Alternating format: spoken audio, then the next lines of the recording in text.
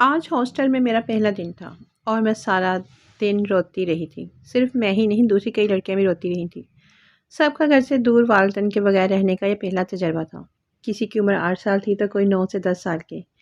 میری عمر میں دوسری لڑکی عائشہ تھی۔ کچھ ہی دنوں بعد مجھے اچھی طرح معلوم ہو گیا تھا کہ وہ انتہا درجے کی لاپرواہ ہے۔ جو چیز جہاں سے اٹھائی تھی وہاں دوبارہ کبھی نہیں رکھتی تھی۔ عجیب لڑکی تھی وہ۔ پانی کی بوتل اٹھا کر ساری پی جاتی تھی اور خالی بوتل دوبارہ نہیں بھرتی تھی۔ ایک رات مجھے سخت پیاس لگی۔ میں نے کمرے کے لیے لائٹ جلائی اور پانی والی بوتل اٹھائی تو وہ خالی تھی۔ مجھے عائشہ پر سخت غصہ آیا، جو سارا پانی ہڑپ کر کے مزے سے سوئی تھی۔ اب مجھے پانی بھرنے کے لیے ایڈمرس آفس کے سامنے لگے کولر تک جانا پڑتا تھا۔ چاروں نے چار میں اٹھ کر کمرے سے باہر نکل آئی اور بوتل میں پانی بھرنے لگی تو میری نظر سامنے کھڑی صدفہ پڑی۔ ایڈمرس صاحب کے دروازے کے پاس کھڑی رو رہی تھی۔ رات کے تقریباً 2 بجے کا وقت تھا۔ ایڈمرس صاحب اپنے کمرے کے باہر بغیر قمیض پہنے کھڑے تھے۔ اس نے مجھے نہیں دیکھا تھا کیونکہ ایک تو صرف اندھیرا تھا، دوسرا اس کے گمان بھی نہیں تھا کہ کوئی لڑکی رات کے اس پہر پانی بھرنے آئی ہوگی۔ اس نے صدف کو ہلکا سا دھکا دیا اور دھمکی آمیز لہجے میں بولا کہ چپ کر کے سو جاؤ، اگر کسی کو کچھ بتائے تو تمہاری خیر نہیں۔ جب صدف اپنے کمرے میں چلی گئی تو ایڈمن بھی واپس اپنے کمرے میں چلا گیا اور اس نے اندر سے دروازہ لاک کر لیا۔ میں اس وقت 10 سال کی تھی لیکن اچھی طرح سمجھ چکی تھی کہ یہاں پر کچھ بھی اچھا نہیں ہو رہا۔ میں اپنے کمرے میں چلی گئی اور دروازہ اچھی طرح سے لاک کر کے پانی پیا اور بستر پر لیٹ گئی۔ ساری رات سو نہیں پائی تھی۔ اس دن کے بعد میرا معمول بن گیا کہ میں رات کو خاموشی سے دروازہ کھول کر باہر نکلتی اور کمرے کے سامنے پلر کے پیچھے چھپ جاتی تھی اور دیکھنے کی کوشش کرتی تھی کہ آج کیا ہوتا ہے، کس معصوم کی باری آتی ہے۔ وہاں پر بہت سی لڑکیاں تھیں، اس لیے روز ان کی نئی ایڈمن کا شکار بن رہی ہوتی تھی، لیکن سب ڈر کے ہمارے خاموش تھی۔ پتہ نہیں والدین کیا سوچ کر ہم معصوم لڑکیوں کو ہاسٹل بھیج دیتے تھے۔ پھر ایک دن مجھ سے برداشت نہ ہوا، میں نے ساری بات عائشہ کو بتا دی۔ وہ بھی ڈر گئی تھی اور ہمارے دل میں ہلکا ڈر لگا رہتا تھا کہ ہماری باری کب آئے گی۔ تب تک تو کوئی درجن کے قریب لڑکیاں اس کا شکار بن چکی تھیں، لیکن کم عمر معصوم ہونے کی وجہ سے وہ ڈر خاموش ہو جاتی تھی۔ پھر ایک رات میری باری آ گئی، لیکن اس طرح کہ میں نے سوچا بھی نہیں تھا۔ میں نے عائشہ کمرے میں رہنے کا کہا اور کمرے کی لائٹ بند کر کے خاموشی سے باہر نکل آئی اور پلر کے پیچھے چھپ کر ایڈمن کے کمرے کی طرف دیکھنے لگی۔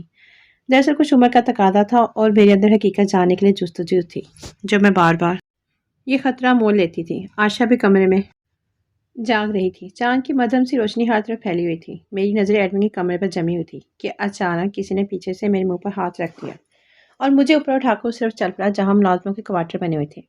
میں صرف تڑپ سکتی تھی۔ 10 سال کی کمزور لڑکی جوان مرد کے آگے کیا کر سکتی تھی وہ؟ میری آنکھیں خوف سے پھٹ رہی تھی۔ مجھے اپنا انجام صاف نظر آ رہا تھا۔ میں بچنا چاہ رہی تھی، باہر نکلنا، لیکن اب کیا پچھتانا، کوئی فائدہ نہیں تھا۔ دوسری بات یہ تھی کہ وہ جو کوئی بھی تھا مجھے ایڈمن کے آفس کے بجائے ملازموں والے کوارٹر کی طرف لے کر جا رہا تھا۔ تھوڑی دیر بعد وہ ایک بند کمرے کے دروازے پر پہنچ گیا اور اس نے کنڈی کھولی۔ مجھے بستر میں پٹک دیا، میرے منہ میں کپڑا ٹھونسا اور میرے ہاتھ پیچھے باندھ دیے۔ اس طرف کوئی نہیں آتا تھا، یہاں پر شور کرنے کا کوئی فائدہ نہیں تھا، لیکن وہ جو کوئی بھی تھا اس نے مجھے شور کرنے کے قابل بھی نہیں چھوڑا تھا۔ مجھے کمرے میں بند کر کے وہ باہر چلا گیا۔ کوئی 10 منٹ گزرے ہوں گے کہ دوبارہ دروازہ کھولا اور 2 آدمی کمرے میں آئے۔ ایک کو تو میں نے کپڑوں کی وجہ سے پہچان لیا، وہ وہی تھا جو مجھے اٹھا کر یہاں لایا تھا، جبکہ دوسرا آدمی کوئی اور تھا۔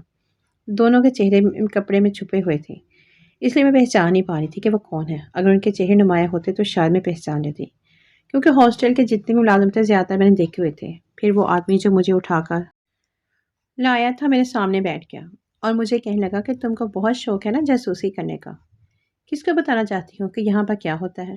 وہ غصے سے بولا اور میرے منہ میں کپڑا ٹھونسا ہوا تھا۔ اگر میرا منہ کھلا بھی ہوتا تو میں نے کیا بول لینا تھا، میری بولتی تو ویسے ہی بند ہو چکی تھی۔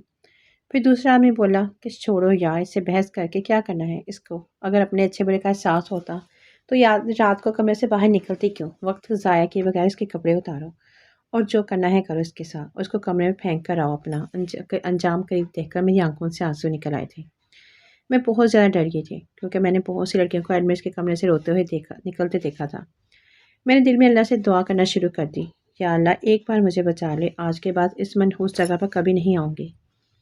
کہتے ہیں نا کوئی وقت قبولیت کا ہوتا ہے، بس وہ وقت بھی میری دعا کی قبولیت کا تھا۔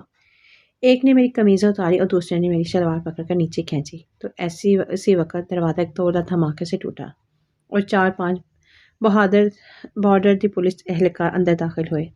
انہوں نے آتے ہی دونوں آدمیوں کو دبوچ لیا اور ہتھکڑیاں لگا دی، میرے ہاتھ کھولے اور میرے منہ سے کپڑا نکالا تو میں نے جلدی سے اپنے کپڑے درست کر لیے۔ انہوں نے مجھے کہا بیٹی گھبرانا نہیں، ہم آگے ہیں۔ جب ہم کمرے سے باہر نکلے تو میں نے دیکھا کہ ہاسٹل کا ایڈمن اور سارا عملہ بھی گرفتار ہو گیا ہے۔ پولیس اپنے ساتھ میڈیا کو بھی لے کر آئی تھی اور اس وقت سارے ملک میں یہ خبر آگ کی طرح پھیل گئی تھی کہ ہاسٹل کو سیل کر دیا گیا اور ساری بچیاں والدین کے حوالے کر دی گئی۔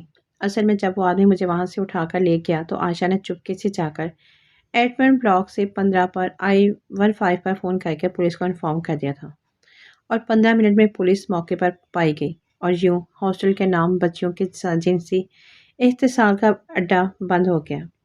جس عائشہ کو میں سست کہتی تھی وہ سب سے بازی لے گئی تھی۔